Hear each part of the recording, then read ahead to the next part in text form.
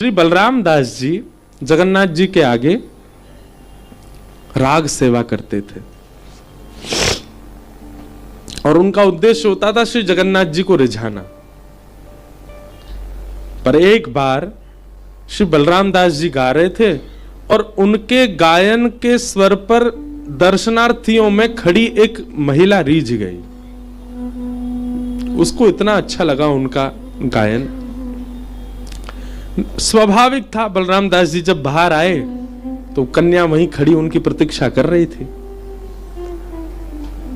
महिला उसने प्रशंसा की, पर बलराम दास जी का जो स्वरूप स्वभाव था, प्रशंसा से ज्यादा प्रसन्न होते नहीं थे। जी जी जय हो करके नीची नजर निकल गए।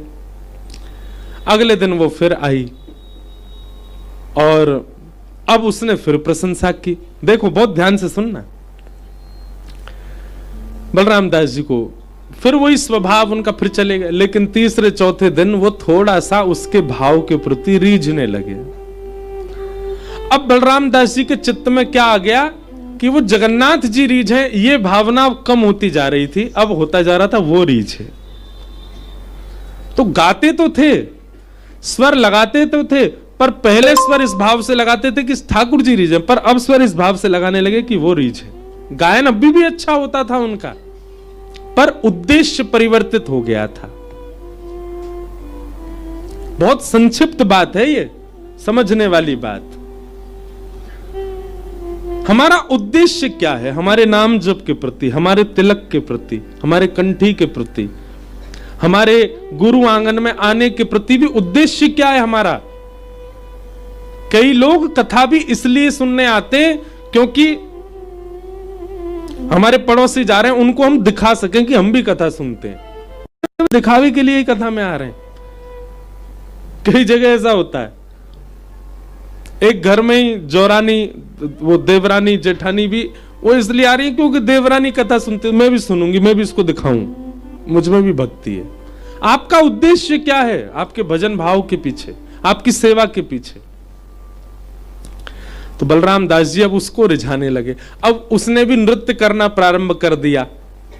तो अब बलराम दास जी के कुछ दिनों बाद स्थिति ऐसी होती चलेगी, अब जगन्नाथ जी के लिए वो गाते ही नहीं है। अब तो केवल जगन्नाथ जी के मंदिर का आश्रय लेते हैं, गाते उसी के लिए कि वो रीझ है। धीरे धीरे उस महिला में उनका आकर्षण हो गया। वो एक नगर वैश्या थी। अब तो बलराम दास जी उसी के संग रहने लगे, उसी के संग रहते, उसी के संग खाते, उसी के संग सब भावना रखते। धीरे धीरे ये बात पूरे जगन्नाथपुरी में फैलने लग गई कि बलराम दास तो अपने चरित्र से अब हीन हो गया। मंदिर परिसर में पंडित पुजारी और सब अब चर्चा करने लगे, इनको सेवा से दूर करो जगन्नाथ जी की, अब इनका अब आचरण अच्छा नहीं है।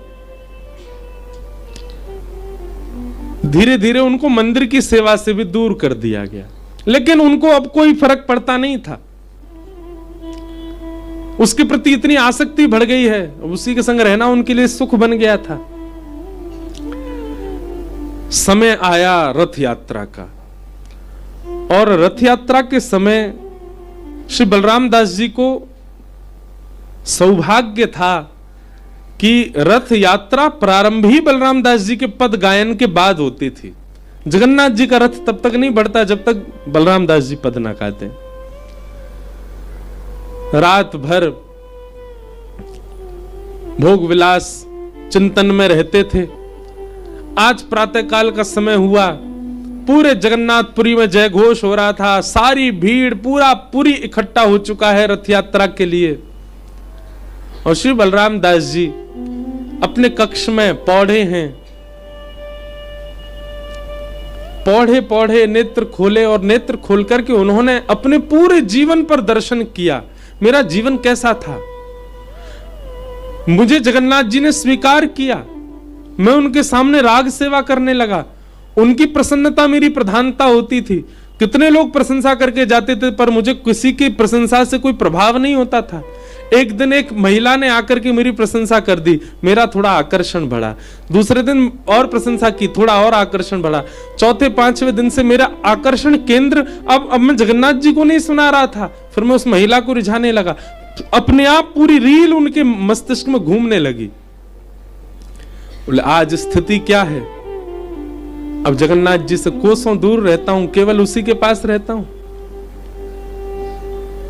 आज रथ यात्रा है, मेरे गायन के बगैर जगन्नाथ जी का रथ नहीं चलता। मुझे इतना बड़ा सौभाग्य ठाकुर जी ने दिया और मैंने उस सौभाग्य का खुद त्याग कर दिया। मन में भाव आया बलराम दास जी के, अब सब भोग विलास छोड़ करके पुनः अपने सौभाग्य की ओर जाऊं। उस वैश्या के आगे हाथ जोड़ दिया, आज के बाद हम आपसे नहीं मिलेंगे, आप हमसे मत मिलना, हमसे जो अपराध हुआ सबके लिए क्षमा। कुछ धन चाहिए होगा तो मैं दे दूंगा, आपको कोई व्यवस्था चाहिए मैं दे दूंगा, आपके लिए कुछ व्यवस्था करनी मैं सब कर दूंगा, पर अब मैं जगन्नाथ जी को छोड़ और कहीं नहीं जाऊंगा, मुझसे अपराध हो गया। रोते हुए श्री बलराम दास जी रथ यात्रा जहां से प्रारंभ होती वहां पहुंचे, सिंह द्वार। पंडा पुजारियों ने जैसे ही बलराम दास को देखा दूर से ही दुत्कार दिया, फटकार दिया, खबरदार सामने भी मत आना जगन्नाथ जी के। अरे व्यभिचारी व्यक्ति, परिस्त्री गमन करने वाले व्यक्ति, तुझको हम जगन्नाथ जी के सामने बैठाएंगे? किसी ने जगन्नाथ जी के सामने खड़ा भी नहीं होने दिया बलराम दास को। बलराम दास जी स्वीकार करते हैं उस दंड को, बोले मैं अधिकारी हूं इस दंड का, क्योंकि मैंने अपराध किया है, मैंने सेवा सौभाग्य को ठुकराया है एक सांसारिक सुख के लिए।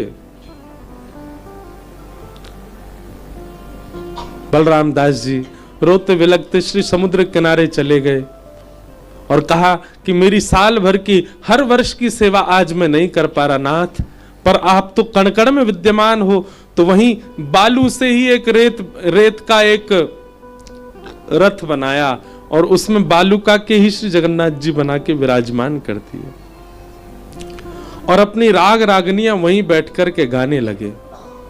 वहां मुझे नहीं आने दिया गया, ठाकुर जी आप यहां आकर के मेरा राग जैसे ही गाने लगे। वहां रथ यात्रा में सुभद्रा जी का रथ चल पड़ा, बलराम जी का रथ चल पड़ा, पर ठाकुर जी का रथ नहीं चले। सबने खींचा, नहीं चला। सबने हाथ जोड़ के प्रार्थना की, भगवान क्या बात है, आपका रथ क्यों नहीं बढ़ रहा है?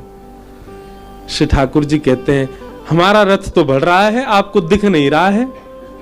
पंडा पुजारी बोले कहां बढ़ रहा है प्रभु, जहां का तहां ही तो खड़ा है। बोले आज हमारी रथ यात्रा सिंह द्वार पे थोड़ी हो रही है, आज हमारी रथ यात्रा समुद्र के तट पर हो रही है। हमारी रथ यात्रा बलराम दास कर रहा है। हम आज नंदी घोष रथ में थोड़ी बैठे हैं, हम तो आज बालूका के रथ में बैठे हैं और बलराम दास हमारी रथ यात्रा कर रहा है। यदि चाहते हो कि ये रथ आगे बढ़े तो बलराम दास ने बालूका का जो मेरा स्वरूप बनाया है उनको लेकर के आके इस रथ में विराजमान करो। सब लोग गए तो देखा पूरे जगन्नाथपुरी में कहीं भीड़ नहीं होती, रथ यात्रा वाले दिन सारी भीड़ रथ के सामने ही होती है। समुद्र खाली, बिल्कुल किनारे पर कोई भीड़ नहीं। दूर देखा बलराम दास उछल उछल के नाच रहा है, छोटा सा बालूका का रथ बना, उसी में छोटे से जगन्नाथ जी बालू के ही बैठा रखे हैं। सब लोगों ने जाके बलराम दास से कहा हमने भले ही तेरे अवगुण को हीन मान करके तुझे ठाकुर जी से दूर कर दिया, पर तेरे अवगुण को भी स्वीकार करके जगन्नाथ जी ने तुझे दूर नहीं किया। चल बलराम, ठाकुर जी को पद सुना। बलराम दास जी को लेकर के गए और ठाकुर जी के सामने बैठकर के जब उन्होंने पद गाया, अपनी सेवा की, तुरंत रथ चल पड़ा श्री जगन्नाथ जी का। ये कथा मैंने क्यों सुनाई? कई बार हमारे चित्त में काम दोष आ जाता है, उसके बाद भी ठाकुर जी हमें प्राप्त हो जाएंगे। अच्छा, इसका मतलब ये नहीं है कि आप सब लोग खुलेआम जो भी दोष उत्पन्न हो रहे हैं उनको होने दो। इस कथा से गलत, मेरे को बहुत कवर करके चलना पड़ता है कथाओं को, क्योंकि लोग कुछ भी अर्थ निकाल लेते हैं कई बार। कोई बात नहीं, ये दोष उत्पन्न हो रहा, होने दो।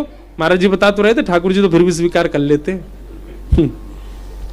अगर ये कथा सुनने के बाद दोष उत्पन्न हुआ और फिर भी आपने दोष को नजरअंदाज किया तो ठाकुर जी स्वीकार नहीं करेंगे, हम व्यासपीठ में बैठ के कह रहे हैं।